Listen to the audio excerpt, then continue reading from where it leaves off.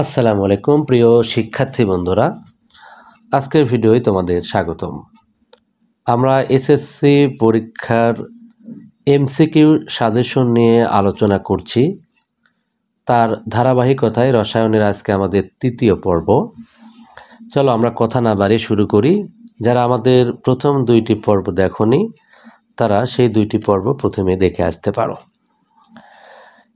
সাধারণত এই ভিডিওগুলোর মাধ্যমে আমরা এসএসসি রসায়নের যে এমসিকিউগুলো আসে সেই ধরনের কিছু এমসিকিউ নিয়ে আমরা প্রতিনিয়ত আলোচনা করছি ব্যাখ্যা সহ। এর ফলে তোমাদের যে উপকারগুলো হবে তার মধ্যে একটি হলো তোমরা ব্যাখ্যাগুলোর মাধ্যমে তোমাদের রসায়নের যে কোনো ধরনের এমসিকিউগুলোর উত্তর সহজে করতে পারবে ইনশাল্লাহ। পাশাপাশি আমাদের করা এমসিকিউ থেকে পরীক্ষাতেও অনেক এমসিকিউ তুমি কমন পাবে, এটা আমাদের বিশ্বাস। চলো আমরা শুরু করি। প্রথম এমসিকিউ এখানে দেওয়া আছে, আধুনিক রসায়নের জনক কাকে বলা হয়? আমরা শুধু যদি বলতো রসায়নের জনক কাকে বলা হয় তাহলে হতো জাবির ইবনে হাইয়ান, আর আধুনিক রসায়নের জনক হলো অ্যান্টনি ল্যাভোসিয়ে। 2 নম্বর এমসিকিউ দেওয়া আছে, তোমরা একটা সংকেত এখানে নিশ্চয়ই দেখতে পাচ্ছ। বলা হচ্ছে এখানে নিউটন সংখ্যা 9। নিউটন সংখ্যা বের করতে গেলে আমাদের যেটা করতে হয়, ভর থেকে আমাদের প্রোটন সংখ্যা বাদ দিতে হয়। এখানে ভর হচ্ছে 19 আর প্রোটন হচ্ছে 9, বাদ দিলে নিউটন সংখ্যা হয় 10, তার মানে এটি উত্তর হবে না। পরেরটা বলা হচ্ছে ভর সংখ্যা 19, ওপরে যেটি থাকে সেটি হলো ভর, তার মানে ভর 19 ঠিক আছে।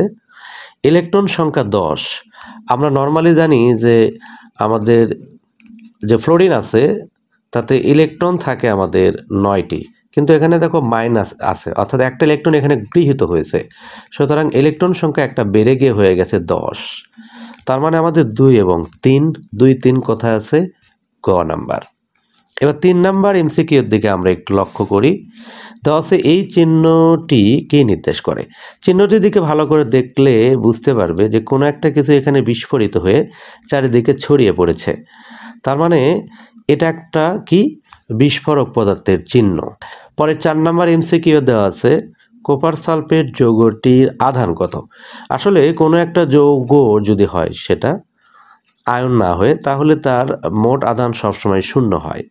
যদি দেখো এর উপরে কোনো চার্জ আছে, মাইনাস প্লাস যে কয়টি থাকবে সেটাই কিন্তু তার আধান হবে। তবে যখনই চার্জ থাকবে তখন সেটা আসলে যৌগ নয়, এটা যৌগমূলক বা আয়ন হবে। যেহেতু এটা টোটালি একটা যৌগ, সুতরাং যৌগে কোনো আধান থাকবে না, সেটা যে কোনো যৌগের ক্ষেত্রেই প্রযোজ্য। তাহলে কপার সালফেট যৌগটির আধান হচ্ছে 0।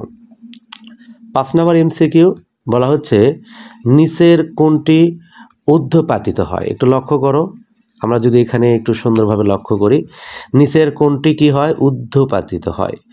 অর্থাৎ যে সকল পদার্থকে তাপ দিলে কঠিন থেকে সরাসরি বাষ্পে পরিণত হয় এবং ঠান্ডা করলে বাষ্প থেকে সরাসরি কঠিনে পরিণত হয়, তারা হচ্ছে উদ্বায়ী পদার্থ, তাদের ঊর্ধ্বপাতন ঘটে। তাহলে এখানে ঊর্ধ্বপাতিত হয় কর্পূর। এছাড়াও আছে কঠিন carbon dioxide, aluminium chloride, iodine, এগুলো হচ্ছে আসলে উদ্বায়ী পদার্থ যাদের ঊর্ধ্বপাতন ঘটে।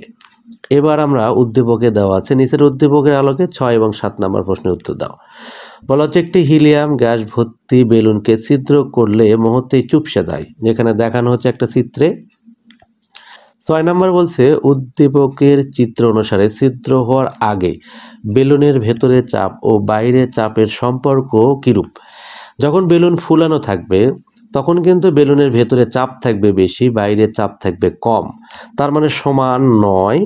ভেতরে চাপ কম তাও নয়, বাইরে চাপ কম এবং উভয় শূন্য। আসলে বাইরে চাপ কম, ভেতরে চাপ কি বেশি। যদি এখানে থাকতো ভেতরে চাপ বেশি সেটাও হতো, অথবা বাইরে চাপ কম সেটাও হইতো।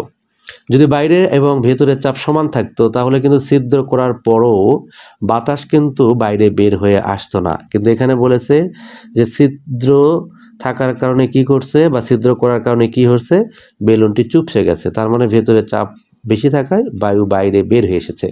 আর চাপ যদি বাইরে এবং ভেতরে সমান থাকতো তাহলে বাতাস বের হতো না। আবার চাপ যদি বাইরে বেশি হতো ভেতরে কম হতো তাহলে কিন্তু বাইরে থেকে বাতাস বেলুনের মধ্যে যেত।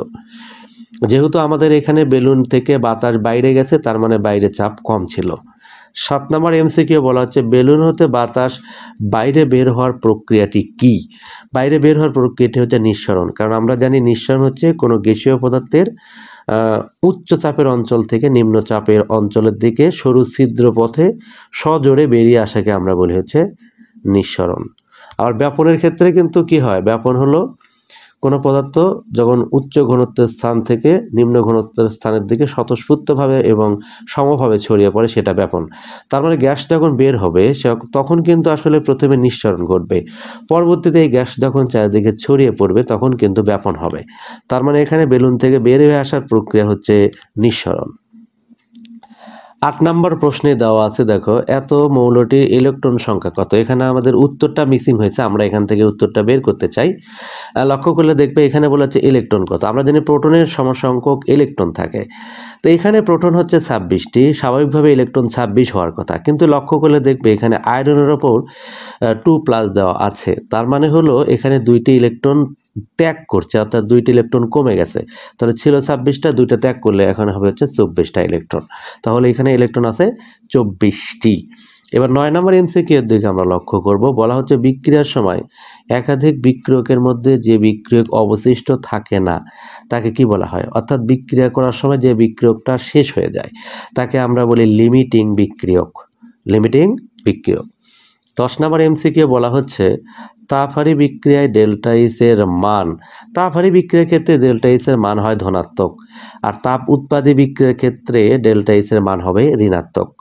11 নম্বর এমসিকিউ নাইট্রোজেন এবং অক্সিজেন গ্যাস বিক্রিয়া করে নাইট্রিক অক্সাইড তৈরি করছে। এই বিক্রিয়া থেকে বোঝা যায়, বলছে এটি একটি তাপহারী বিক্রিয়া। হ্যাঁ, এই বিক্রিয়া কিন্তু আমাদের এসএসসির সিলেবাসের যে বই আছে তাপহারী বিক্রিয়া একটা সুন্দর উদাহরণ দেওয়া আছে, সেটি হলো এই বিক্রিয়া। তার মানে এটি একটি তাপহারী বিক্রিয়া। এই বিক্রিয়া ডেল্টা এইচ এর মান ধনাত্মক। আমরা জানি তাপহারী বিক্রিয়ার ক্ষেত্রে ডেল্টা এইচ এর মান কি হয়? ধনাত্মক হয়। ঠিক আছে, বিক্রিয়া চলাকালীন 180 কিলোজুল তাপ শোষিত হয়। আসলে এই বিক্রিয়ার ফলে 180 জুল তাপ কমে যায় বা শোষিত হয়। তার মানে এখানে তিনটাই হবে 1, 2, 3। এবার 12 নম্বর এমসিকিউ নিউক্লিয় বিক্রিয়ার সময় নিউক্লিয়াসকে আঘাত করা হয় সাধারণত কোনটি দ্বারা? আসলে নিউক্লিয় বিক্রিয়ার সময় নিউক্লিয়াসকে আঘাত করা হয় সাধারণত নিউট্রন দ্বারা। এবার আমরা পরের এমসিকিউ চলে যাই। 13 নম্বর চুনের পানির সংকেত কি? এটা হলো চুনের সংকেত, আর চুনের পানির সংকেত হচ্ছে ক্যালসিয়াম হাইড্রোক্সাইড। আর এটা তো জানো ক্যালসিয়াম ক্লোরাইড লবণ, এটা হচ্ছে চুনা পাথর। তার মানে এটা হচ্ছে চুনের পানি। বিশুদ্ধ পানির পিএইচ কত? আমরা জানি বিশুদ্ধ পানি যেহেতু আমাদের নিরপেক্ষ, আর নিরপেক্ষ জিনিসের পিএইচ হয় কত? 7। তার মানে বিশুদ্ধ পানির পিএইচ মান হলো 7। আর যদি বৃষ্টির পানি হতো তাহলে পিএইচ মান কিন্তু 7-এর চেয়ে কম হইতো। 15 নম্বর বলা হচ্ছে ধাতব হাইড্রোক্সাইডকে কি বলা হয়? ধাতব হাইড্রোক্সাইডগুলোকে আমরা সাধারণত কি বলি বলতো? ক্ষার বলি। তাহলে ধাতব হাইড্রোক্সাইড হচ্ছে আমাদের ক্ষার, কারণ ধাতুর হাইড্রোক্সাইডগুলো সাধারণত পানিতে দ্রবীভূত হয় এবং এরা লাল লিটমাসকে নীল করে, সুতরাং এরা হলো ক্ষার। যেমন হতে পারে সোডিয়াম হাইড্রোক্সাইড, যেমন হতে পারে পটাশিয়াম হাইড্রোক্সাইড, হতে পারে ক্যালসিয়াম হাইড্রোক্সাইড, এগুলো। এবার 16 নম্বর এমসিকিউর দিকে আমরা একটু নজর দিতে চাই। পরমাণুর কেন্দ্রে অবস্থান করে। আমরা জানি পরমাণুর কেন্দ্রে থাকে নিউক্লিয়াস, আর নিউক্লিয়াসের মধ্যে থাকে প্রোটন এবং নিউট্রন। তার মানে পরমাণুর কেন্দ্রে অবস্থান করে নিউক্লিয়াস, নিউক্লিয়াসের মধ্যে আছে প্রোটন ও নিউট্রন, এই দুটো ঠিক আছে। ইলেকট্রন কিন্তু থাকে নিউক্লিয়াসের বাইরে যে কক্ষপথ সেখানে থাকে। তার মানে এখানে উত্তর হবে 1 এবং 2, অর্থাৎ ক। 17 নম্বর এমসিকিউ বলা হচ্ছে ইউপ্যাক হচ্ছে IUPAC, যেটা এটার কিন্তু পূর্ণাঙ্গ রূপ হচ্ছে international union of pure and applied chemistry. এটা কোথায় আছে? ঘ number, international union of pure and applied chemistry. এবার এসে 18 নম্বর এমসিকিউর দিকে নজর দেব আমরা। ধাতুর ক্ষেত্রে প্রযোজ্য কোনটি? ধাতুগুলোর ক্ষেত্রে প্রযোজ্য কোনটি? আয়নীকরণ শক্তি কম। হ্যাঁ, এটা অল্প পরিমাণ শক্তি প্রয়োগ করলেই এটা ইলেকট্রন ত্যাগ করে, তার মানে এদের আয়নীকরণ শক্তি কম। আয়নীকরণ শক্তি বেশি না, আয়নীকরণ শক্তি বেশি নয়। অ্যানায়ন গঠন করে না এরা, এরা ক্যাটায়ন গঠন করে, এরা ইলেকট্রনও গ্রহণ করে না, এরা ইলেকট্রন ত্যাগ করে। তার মানে উত্তর হলো ক।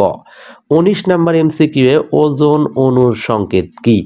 এটা হচ্ছে অক্সিজেনের প্রতীক, এটা হলো অক্সিজেনের সংকেত, আর এটা হচ্ছে আসলে ওজোন অণুর সংকেত O3। তার মানে এটাও নয়, এরকম কোনো সংকেত আসলে নাই। 20 নাম্বার পটাশিয়ামের যোজ্যতা ইলেকট্রন সংখ্যা কত? আসলে কোনো একটা মৌল ইলেকট্রন বিন্যাস করার পর তার সর্বশেষ শক্তি স্তরে যে কয়টা ইলেকট্রন থাকে তাকে বলা হয় তার যোজ্যতা ইলেকট্রন। আমি যে পটাশিয়ামের ইলেকট্রন বিন্যাস করি দেখব যে ঠিক এর শেষে একটি ইলেকট্রন আছে, সেই জন্য পটাশিয়ামের যোজ্যতা ইলেকট্রন কত আমরা বলতে পারি 1, কারণ এই ইলেকট্রনের উপর পটাশিয়ামের যোজন নির্ভর করে।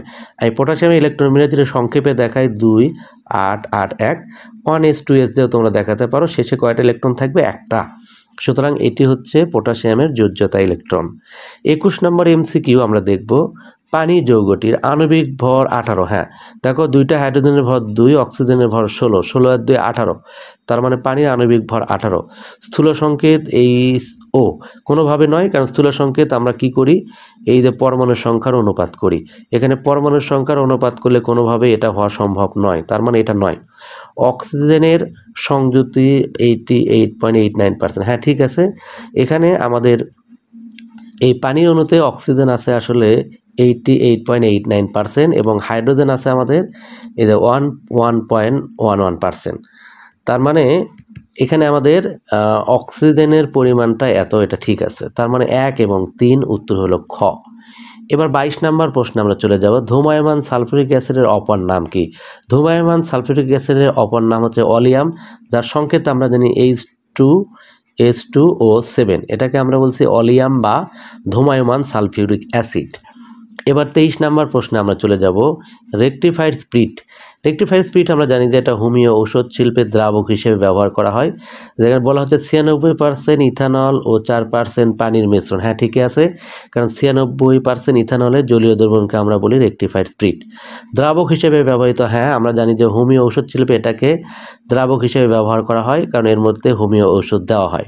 মিথানল যোগে বিষাক্ত করা হয়, হ্যাঁ রেকটিফাইড স্পিরিটের মধ্যে যদি সামান্য মিথানল দেই সেটাকে আমরা বলি মেথিলেটেড স্পিরিট, এটা বিষাক্ত হয়ে যাবে কারণ মিথানল বিষাক্ত পদার্থ। তার মানে 1 2 3 উত্তর হলো ঘ।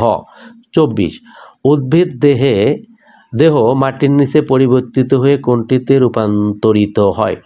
উদ্ভিদ দেহ মাটির নিচে থাকলে সেখান থেকে হবে কয়লা, আর প্রাণী দেহ থেকে হয় সাধারণত তেল, পরবর্তীতে গ্যাস।